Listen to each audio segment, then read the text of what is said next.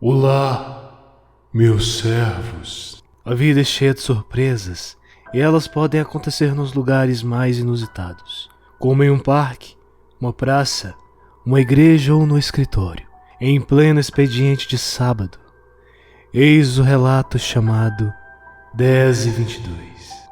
Quem diria, aquele dia tão claro, de céu tão limpo e de um azul tão intenso, que mais parecia um quadro pintado. Quem imaginaria que algo tão horrendo pudesse acontecer naquela manhã, em um local tão banal quanto o possível? Um escritório de uma startup de aplicativos voltados para a produtividade. E nem era das startups legais, com jogos de mesa, poltronas de sono, máquinas de lanches rápidos, piscinas e diversão no horário de trabalho. Pelo contrário, pareciam que queriam voltar ao tradicionalismo a todo custo. Notebooks dispostos em uma mesa de 10 metros, compartilhada, sem nenhuma divisória. E com o gerente no cangote, para ter certeza que estávamos trabalhando e não nos divertindo. E quando ia para sua sala, não havia diferença alguma, pois as paredes de vidro somente faziam com que a sua careca brilhasse ainda mais, lhe permitindo nos vigiar de lá e chamar a nossa atenção em caso de qualquer distração. Era sábado de manhã. Lembro, pois a startup tinha um programa nessa época, uma prática que para eles era moderníssima, de tornar facultativo ir trabalhar nos sábados. Não havia adicional salarial. No entanto, aqueles que não faltavam um único sábado, durante 6 meses, ganhavam uma viagem de uma semana com tudo pago para a praia. Só não diziam que essa viagem não se podia levar acompanhante, e o tudo pago deles só incluía a diária em um hotel que ficava a 8 quilômetros da praia. Entre os imbecis que toparam, obviamente, eu fui o primeiro, e mais 5 outros colegas, tendo somente mais um grandalhão magrelo de homem na equipe além de mim. Tirando o gerente, é claro, que não podia participar, pois era justamente quem verificava a presença e a produtividade. O altão, que era o outro homem do grupo, eu nem sabia o seu nome. Era aquele caso de conheço já faz tempo, mas não sei o nome. Converso no bebedouro direto, só não sei o seu nome ainda. Tomamos uma cerveja juntos há algumas semanas e eu o chamei de grandão o tempo todo. Dormi no apartamento dele, mas adivinhe, eu ainda não sei o seu nome. Esperei um tempo para ouvir alguém dizer o nome dele, mas ninguém disse, o que me fez questionar se eu era o único que não sabia o seu nome. Para facilitar, acabei apelidando ele de Melman, a girafa do filme Madagascar. Aparentemente ele não se importou, e os demais começaram a chamar ele assim. Porém, o RH imediatamente me chamou e pegou muito mal para mim. Tentei nesse dia descobrir o nome dele com a mulher do Recursos Humanos, mas o que ganhei foi só uma dura de como apelidos no local de trabalho são inapropriados. Ainda assim, até hoje não sei o seu nome, então quando quero algo simplesmente chego e inicio o assunto, sem chamá-lo de grandão ou Melman. As outras 4 mulheres eram bem diferentes entre si, além de idade e aparência. Não costumavam agir como um grupo de mulheres, unidas, como se espera de uma empresa composta majoritariamente por homens. Eu até que me dava bem com algumas delas, exceto pela secretária, que obviamente me odiava. Elas pareciam animais protegendo e lutando por território, mas não em confronto direto, mas como algo estratégico, uma batalha velada, sussurrada, um comentário solto aqui, outro ali, como se não quisessem nada. Uma bufada nervosa olhando para o relatório da outra, um escândalo na frente de todos por conta de um erro no código da outra funcionária. Coisas assim. Verbalmente, se chamavam de amiga, linda, se elogiavam em relação à aparência, o tempo todo. Mas sempre que me aproximava de uma, ela falava mal da outra, muitas vezes exatamente em cima do que havia acabado de elogiar. Tinha uma alta que era do RH, era a mais tranquila de todas. Ela não tinha muito o que fazer naquele dia, ainda assim, insistia em ir aos sábados, dizia que era para demonstrar comprometimento e, obviamente, vigiar a gente para não nos excedermos nas brincadeiras de sábado. Eu a vi olhando fixamente para o meu colega, este que o que tinha de altura tinha de sonso, pois nem percebeu a velocidade com a qual fui chamado no RH quando eu o apelidei. A secretária do gerente, que era seus olhos e ouvidos na sua ausência, e é a quem dou crédito por não ter pegado o apelido de Farol de Fusca, que havia dado a ele em um comentário sussurrado, que os ouvidos biônicos dela captaram em milésimos de segundo, e mais rápido que isso, fui parar no RH novamente. Não é querendo diminuir ninguém por conta da sua posição. Apesar dela ser somente uma secretária, fazia questão de mostrar sua presença o tempo todo. Ainda que não tivesse autoridade de fato, agia como se tivesse. Era como uma criança que espera o irmão fazer alguma coisa para então contar para os pais. Ou um aluno eleito pela professora para ficar de olho nos demais quando ela saía. A autoridade não é dele para punir os seus colegas, mas acredita, do fundo do coração, que é alguém importante e está acima dos demais por isso. Não sei se todas as secretárias são assim, mas essa era. Mais rápida que um e-mail de fofoca circulando pela empresa, ela relatava detalhadamente o que acontecia na ausência do carecão, do chefe, que muitas vezes nem olhava em sua cara enquanto ela falava. Eu já havia parado de tentar apelidar os outros, mas ela mantinha os olhares em mim. De alguma forma, pensava que eu era o responsável pela algazarra e quebra de ordem, o rebelde da turma, o indomável. Apesar de nunca ter sido do fundão, afinal, sou programador. Aos seus olhos, ela acreditava que eu era a má influência para os demais, que por sua vez eram seres inocentes, que de inocentes não tinham nada. O gerente, como de costume, chegava mais tarde no sábado, quase 10, ia por ir mesmo, e diferente da semana que ficava andando ao redor da mesa, olhando o que estávamos fazendo como um leão cerca sua caça, esperando um único movimento para atacar, no sábado ele somente entrava na sua sala e esquecia que as paredes eram de vidro, se debruçava sobre a mesa e ali dormia. Outras vezes, curtia sua ressaca, ou o que quer que aquilo fosse que necessitasse de tanto colírio. Pingava tanto que penso que havia um colírio inteiro somente para o sábado. Não sei se a secretária o avisou, mas no dia anterior trocaram a cadeira dele por uma reclinável para não dar tanto na cara que ele estava dormindo. Mesmo dormindo de roncar, sua fiel assistente mantinha seus olhos de rapina em nós, especificamente em mim. Mantinha seu olhar por detrás daqueles óculos de cordinha fixo em minha nuca, o que me causava arrepios, confesso. E mesmo a encarando de volta, ela nem piscava durante o confronto. Lembro que pensei, merda, eu tô trabalhando como todo mundo. Irritado com a vigia constante, mesmo eu não saindo da mesa, enquanto os outros fingiam encher a garrafa de água no bebedouro ou tomar café a cada 15 minutos. Era eu que ela encarava sem desviar um segundo. O logo espelhado da empresa que ficava na minha frente me confirmava que ela mantinha-se fixa, olhando em minha nuca, sem pestanejar ou vacilar um segundo sequer. Por um tempo olhei pela janela e vi o quanto o dia estava bonito. E me questionei se ficar todo sábado ali valia mesmo a pena, sobre tal vigia. Eu mesmo podia pegar o carro e ir à praia, passaria o fim de semana por lá, relaxando, surfando, poderia dormir dentro do carro, comer um cachorro-quente na rua e na segunda estaria ali, novo em folha. E em meio a tais devaneios e indagações, voltei a olhar a tela do computador e então tudo escureceu. Não a tela do notebook, mas ao redor, o mundo inteiro. Foi como se o interruptor fosse desligado.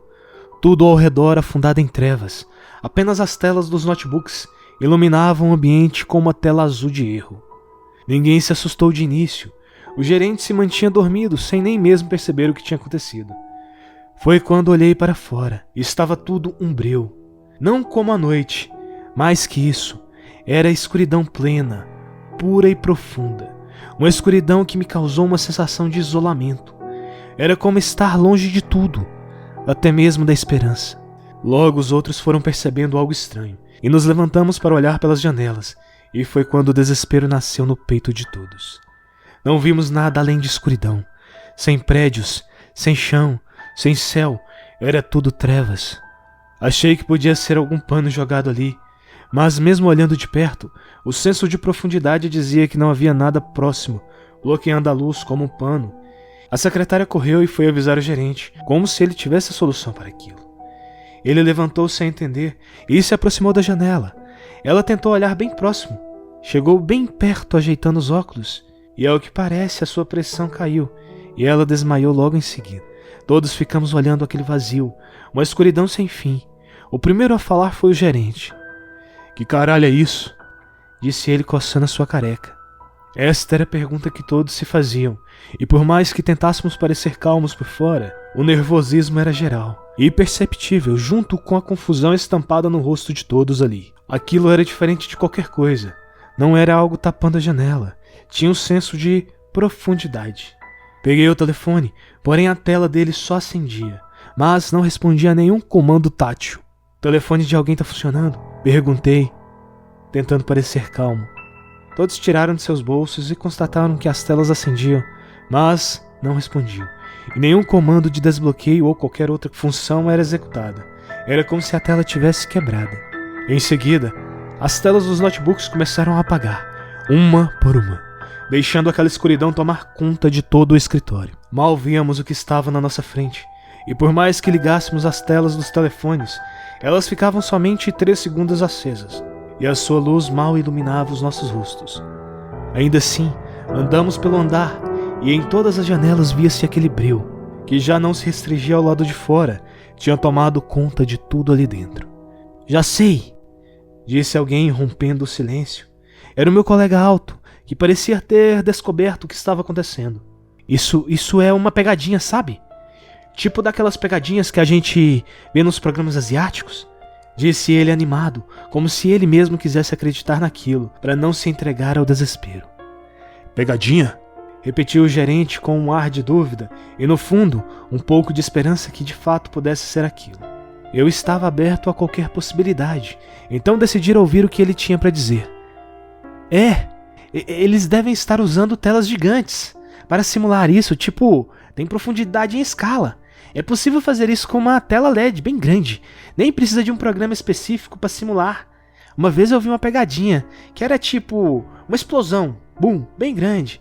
Inclusive instalaram um sistema de som para dar maior veracidade. Tipo, foi hilário. As pessoas se desesperaram e começaram a chorar. Disse ele rindo de nervoso no final. Por mais loucura que parecesse naquele instante, era a única alternativa plausível. Confesso que aquilo me tranquilizou um pouco. Olhei no meu relógio de pulso e realmente pensei, não é possível ter escurecido às 10h22 da manhã.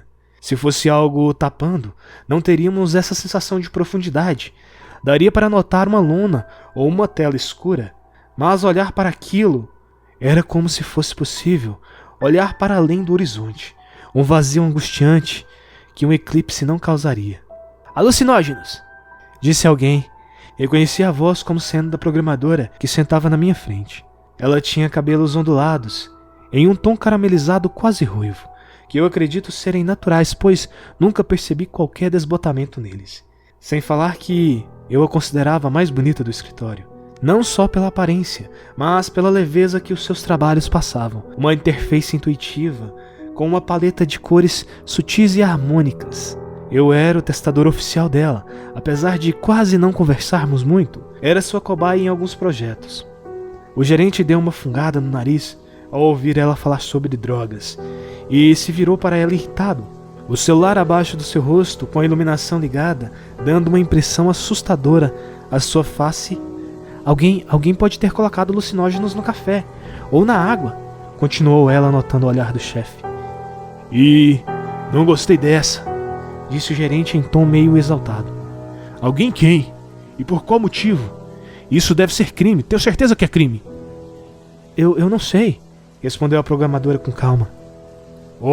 Seja lá o infeliz que fez isso, é bom saber que eu não gostei, disse o gerente já bem exasperado com a possibilidade de terem drogado a todos ali. Acho difícil ser algum tipo de entorpecente.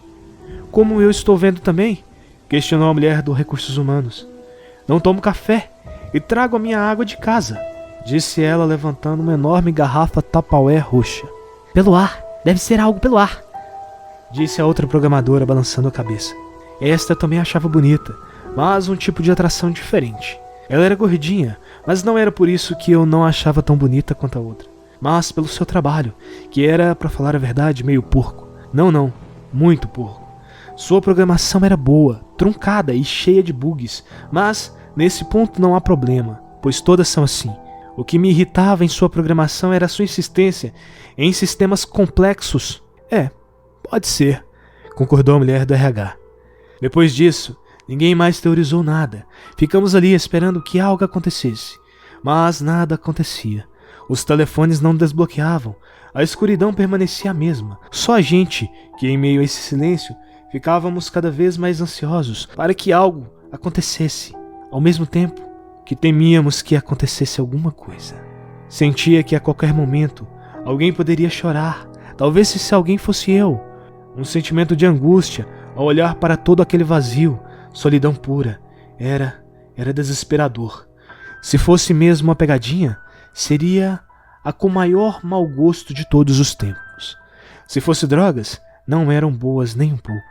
Nenhum dos sentimentos que senti naquele momento foram de alegria ou euforia, como uma droga causa. Nem sei exatamente o que estava sentindo. Mais que medo, mais que desespero. Ainda assim, eu tinha que me manter quieto e focado. Sabia que todos sentiam o mesmo que eu, e falar sobre aquilo podia piorar para todo mundo. "Vocês estão sentindo?" perguntou a secretária. Eu nem havia percebido que ela havia retomado a consciência, e pelo visto já tinha algum tempo, pois nem se inteirou do que estava acontecendo. Foi quando percebi. Estava ficando frio muito rápido. Não sei dizer ao certo, mas posso dizer que caiu uns 10 graus em questão de 5 ou 10 minutos. O tempo em que teorizávamos o que era tudo aquilo. Mas se essa merda for uma porcaria de uma pegadinha, eu vou processar geral, disse o gerente. Estão me ouvindo? Japão, Cazaquistão, emissora de TV e até a NASA. Quem tiver no meio disso, uma coisa é cortar a luz daqui, outra é fazer a gente passar frio, cacete, disse o gerente com uma voz grossa e bem carregada de raiva. Eu não lhe tiro a razão, pensava o mesmo. Já tinha até pensado em processar a empresa por me deixar passar por tudo aquilo no meu local de trabalho. Gente, olha, disse a programadora dos cabelos caramelizados enquanto mostrava a tela do telefone. Ainda eram 10h22 da manhã. Peguei o meu e vi que a hora não havia se alterado, permanecia a mesma. Todos pegaram seus telefones e verificaram que era a mesma coisa. Ergui o meu pulso esquerdo e o meu relógio de ponteiro estava marcando 10h22. Eu vou descer, disse o gerente quase que gaguejando de nervosismo. Não, você não pode. Está escuro, vai acabar caindo e... interferiu a secretária preocupada. Eu vou usar a iluminação do telefone, caralho. E se der algum problema com esse telefone, eu vou tateando as paredes e o corrimão da escada até chegar lá embaixo. Agora, disse ele gritando bem alto. Se eu me machucar, é bom prepararem uma indenização milionária. Acreditem, eu vou querer em dólar e não em iene. Nos minutos seguintes que ele saiu rumo às escadas, o frio aumentou. Pelos meus cálculos, mais 5 minutos chegaria a 0, e em menos de meia hora seríamos picolés vivos, ou mortos por hipotermia, o que viesse primeiro, se a progressão da perda de calor se mantivesse naquele mesmo ritmo. Mas alguns minutos passaram. Nada do gerente voltar. O frio já era tanto que eu me vi colado com meu colega alto para aproveitar o calor humano um do outro. A mulher do RH se antecipou e ficou do outro lado dele, e sem dizer uma palavra, fomos nos colocando uns próximos dos outros para aproveitarmos o calor de nossos corpos. Foi quando percebi que a secretária não estava ali conosco. Todavia, o frio estava tanto que nem tive vontade de perguntar o que tinha acontecido com ela. Apenas virei a cabeça para a direção que ficava sua mesa, mas o que vi através das janelas me apavorou. Olhem para a janela, disse lutando contra o frio que já estava abaixo de 0.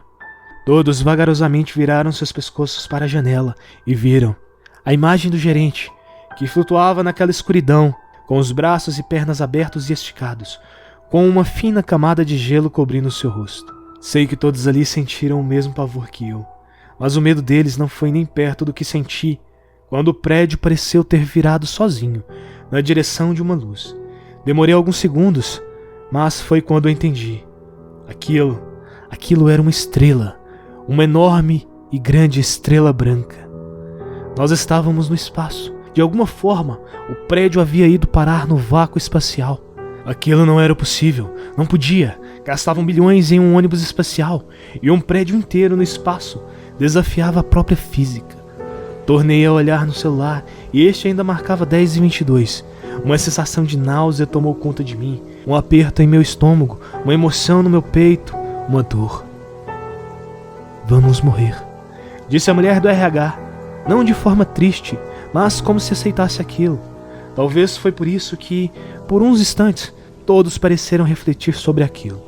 Pode parecer machismo da minha parte, mas achei que quem choraria primeiro seria uma das mulheres. Questão de probabilidade, 4-2. Só que na verdade, o meu colega alto foi quem caiu em prantos primeiro, nos ombros da mulher do RH. E em seguida, ela mesma começou a chorar. E eu quis chorar, mas o ser humano é apegado à esperança com tanta força que penso que foi isso que não me deixou cair em lágrimas. Mesmo quando todos estavam chorando, resignados com o que aconteceria em breve, eu ainda senti uma esperança, no fundo do meu ser, uma sensação de que aquilo era um sonho coletivo, uma alucinação ou uma pegadinha bem elaborada, que sairia dali e o gerente estaria rindo da nossa cara, ou acordaria em uma cama de um hospício, e aquilo tudo fosse criação da minha cabeça. Voltei a fitar o vazio do espaço por alguns segundos e vi o corpo congelado do gerente se afastar cada vez mais, para uma viagem eterna pelo vácuo espacial. Não dava para a gente pegar ele, nem se quiséssemos, e o calor de nossos corpos já iria colapsar em alguns minutos, ao ponto de até o ato de pensar se tornar algo complicado naquele momento. E quando me voltei para o nosso grupo, a luz se fez presente novamente. Tão rápido quanto tinha se apagado, ela retornou. Lá fora o céu azul da manhã, vi até alguns pássaros passarem em frente à janela. Estávamos de volta. Todos olharam ao redor tentando compreender o que tinha acontecido, desnorteados e ao mesmo tempo felizes. Penso que essa sensação é semelhante quando desviamos de um acidente por um triz. Era como se não entendêssemos e nem quiséssemos entender. Só pelo fato de estar livre do que quer que fosse aquilo, já era o suficiente para agradecer. Por mim, podiam chamar de milagre ou o que quisessem. Eu estava grato por estar vivo e de volta. Ficamos naquele estado por mais alguns minutos, em choque, imóveis. Ninguém disse uma palavra. E mesmo que o calor já tivesse voltado, ficamos próximos uns dos outros. Mas dessa vez, era por puro pavor que, se nos afastássemos, tudo voltasse. Pois o que tinha acontecido era real, muito real, e disso ninguém tinha dúvida. Mesmo que quisessem ter, não era possível negar que havia acontecido. Em silêncio, cada um pegou suas coisas e saiu, um por um. Sem se despedir, sem comentar o ocorrido. Uns pela escada, outros pelo elevador. Lembro que na segunda, só fui eu e a grandona do RH que fomos trabalhar. Já na sexta, ela não voltou mais. E na outra segunda, a programadora de cabelos ondulados caramelizados voltou ao trabalho. De início me evitou. Sentou na ponta oposta da mesa, bem longe. Saía de perto quando eu chegava.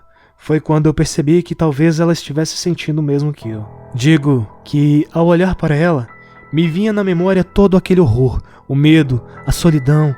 E o mesmo acontecia com ela, provavelmente. E como só tinha restado eu ali, enquanto os demais tinham pedido demissão, éramos o responsável pelo gatilho um do outro.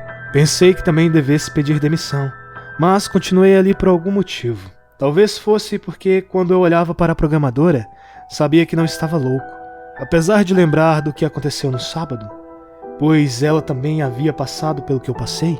Um era o atestado de que o outro não estava louco. A polícia nos procurou e perguntaram para mim e para a programadora se sabíamos do gerente e da secretária. Tínhamos sido os últimos a vê-los antes de desaparecerem.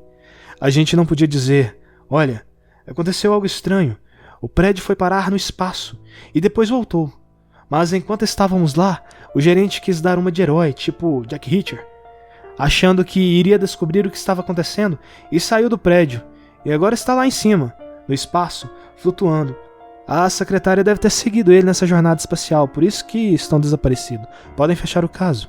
Seríamos presos ou internados. Nos forçamos a conversar para combinarmos antes o que seria dito. Foi simples e encaixou com o que a esposa havia pensado. Dissemos que a gente desconfiava que os dois tinham um caso. O gerente chegava atrasado para não dar na cara nos sábados, mas depois do almoço, os dois nem voltavam para o trabalho. Por isso, achamos normal quando eles não voltaram. Fui saber depois que não tinha a mínima chance disso ser verdade, vez que a secretária tinha um caso com a programadora gordinha. Já a programadora gordinha gostava de falar mal da mulher do RH porque a secretária era ex-namorada dela. O gerente, por sua vez, era apaixonado pelo meu amigo alto que era sonso demais para entender as indiretas dele. Por isso, na sexta, ele se esbaldava, acreditando ter um amor não correspondido. 3 meses depois, a programadora saiu da startup. Eu fiquei mais 3 meses, mas o medo de que aquilo acontecesse novamente cresceu. Lembrava toda vez que olhava pela janela, não só do espaço gelado, e de como quase morri lá. Lembrava de algo que me apavorou mais do que a sensação da morte.